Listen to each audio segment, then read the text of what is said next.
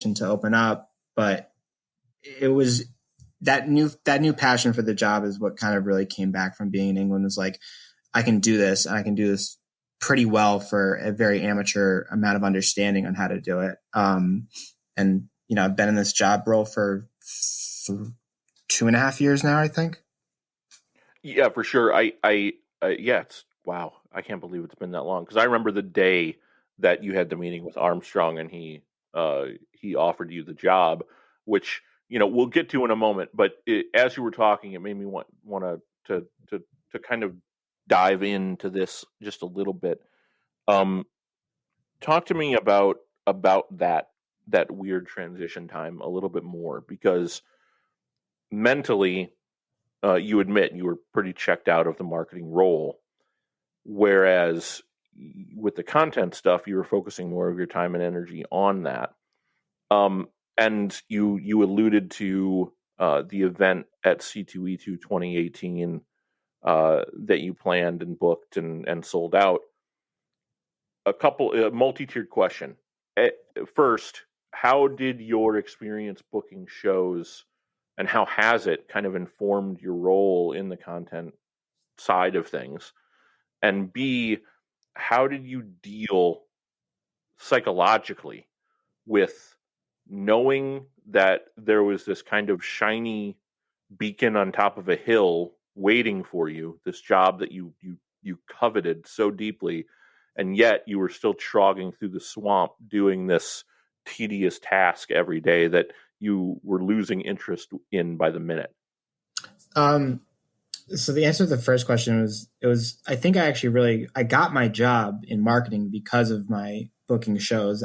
They never once asked me about like this PR internship I did or anything like that. They just cared about me booking shows, because that was my first understanding of marketing. Because for me, it was really just like, all right, how do I not lose money on this? Like every show we booked was out of our own pocket. There was no backing of any sort.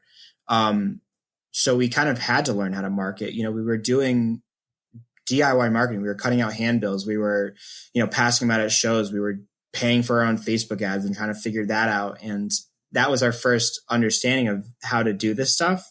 And that's what I thought originally the role was going to be, everything about what I liked about shows. But it turns out I hated the marketing side of content or booking concerts, but I love the actual booking and running side of things, which is really what I learned, which is really what the content role was.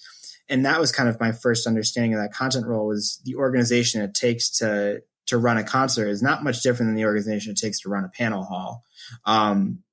You're doing a lot of cold emailing, you're managing the bands are your speakers in this case, or your program partners and everything like that. So it was kind of 1-to-1 in a lot of cases. And in some cases, with some of the evening events, it's literally the same thing. Like I knew how to book a concert. It was only great now because I had a multi-million-dollar company to fall back on if it didn't work out. But, I did it. It worked out perfectly. I sold it out and, because I had that DIY understanding. And to be in a role that you didn't want to be in, I think psychologically I deal with it probably the same way. Every time I hate living in where I'm living, I go on Zillow and I look at new apartments. And I think every time I feel like I hate my job, I just sit and scroll through Indeed for a little bit and then realize that the job market's really stale and nothing would ever be as interesting as what I do now. So it helps things a little bit, but I don't think I really handled it well. The time in between, I think I was just kind of more and more pulling towards wanting to do this content role, and kind of fortunately at the time when I was transitioning, there was not a lot going on with marketing for C2E2. So I didn't have as much to do, but there was a lot of half-assed tasks that completed, that didn't complete rather. And I think a lot of it got passed on to the new person in that role, who was Kylie. So it was a mix of training Kylie for a role that I was uninterested in, and scrolling through Indeed with this helpless feeling every once in a while that I was never going to come. So it does come. Spoilers. It does come. And like I said, I remember that day very, very well because of the conversation that you and Chris and I had afterwards down in the cafeteria. Um, you are swept into an office with Armstrong. I think I don't know if KR was there as well, but uh, they give to you the content reins of a brand new show called Keystone Comic Con launching in Philadelphia and Star Wars Celebration. Two incredibly difficult sort of shows to jump into from a content perspective in very, very different ways. So I don't remember the exact quote that Armstrong gave to you. I assume you do, but I know that it was very, very Armstrong in its nature. And if you remember, please share it. But talk about how difficult it was to jump in and kind of earn your chops on two shows that probably couldn't have been a more difficult combination. So the quote from Armstrong actually came before that meeting where I officially got the job. It was the night before, and he hands me I believe it was a Keystone glass, and it was a Keystone glass and a handful of business cards, and he just goes, "Don't fuck it up," and then he leaves. Yep.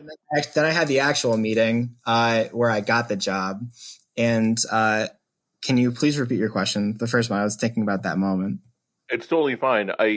Talk about Keystone and Star Wars and how that felt jumping into those two shows when the incredibly difficult situations, what made them difficult and why they were difficult in the different ways they were difficult. Yeah. So Star Wars kind of came out of necessity, at least me being in that role. My job was Keystone, but they needed a coordinator for Celebration, so that was kind of me. And I'm really grateful, as that was probably the hardest I've ever worked on anything in my entire life. And I am very grateful for that, because it taught me organization, because without it, it taught me like a level of organization that if I didn't have, I would have just failed. And, there were failures learning that role. I think, our ticket registration manager probably still has a little bit of a grudge against me for how badly I handled some of that. But, I never made that same mistake twice. And really, those two shows are so different because Star Wars demands such a high level of everything. It's one of the largest entertainment properties in the world, one of the largest properties in the world, period. So you have to be sharp on everything you're doing, because the partner at hand is, it's the mouse. It's the biggest entertainment ever. And the content they're releasing is, it's billions of impressions. There's millions of dollars on the line. Like, there's actual, like, when they do these releases, their stock shoots up. Like, it's not just a celebrity Q&A. There's investor dollars behind these types of events. So I have to be, on my best behavior. I have to be sharp. I have to get things in on time. And everything just has to be at its best, versus something like Keystone, where, they were interested in me in that role because it needed a DIY touch to it. There wasn't any sort of studio backing in that show. There wasn't any sort of, partner. And when I say partners, I mean, our entertainment partners, DC, Marvel, et cetera. There wasn't an interest in that show because it's a brand new show. So they looked to me as someone that was like, hey, you had this DIY background, you did it with shows, start sending emails out, reach out to local groups and start making things happen. So those grinds are different in that one is, they're the exact opposite ends of the spectrum. Is, one is this salt of the earth, grind, like grassroots grind, and the other is this very high level, speaking to executives type of project. So I want to get into some specific challenges that you encountered both with Philadelphia and with Star Wars Celebration Chicago. But before we do, I want to go back and key into something that you mentioned that I think is something that people can take from this and use. You talked about organization. It's something that I've always struggled with my entire career.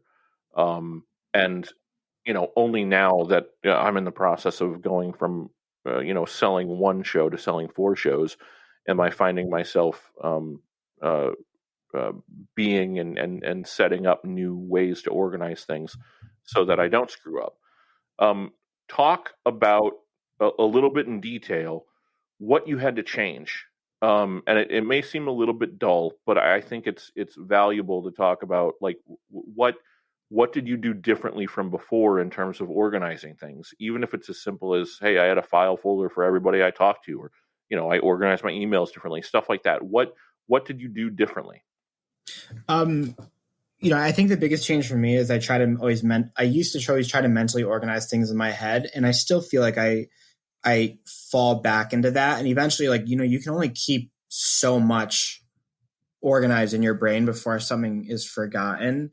And it was the first time where I was really like, okay, I need to put this on paper, or, actually, in some points it was me doing it on paper, but I needed to start having spreadsheets and start having, a system for things, which I wasn't used to. I was used to like notebooks with like to-do lists, and then being like, oh yeah, like this needs to go there, this needs to go there. But that wasn't, there was just so much going on that like you mentally and handwritten could not balance everything without some sort of failure.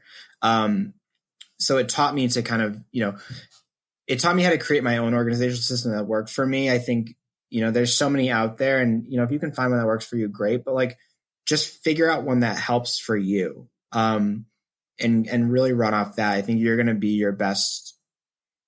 You're going to be your best handling of that, and whatever, you're going to know what is going to make the most sense and something that you actually keep up with, versus like trying to just jump into a system that might not help you.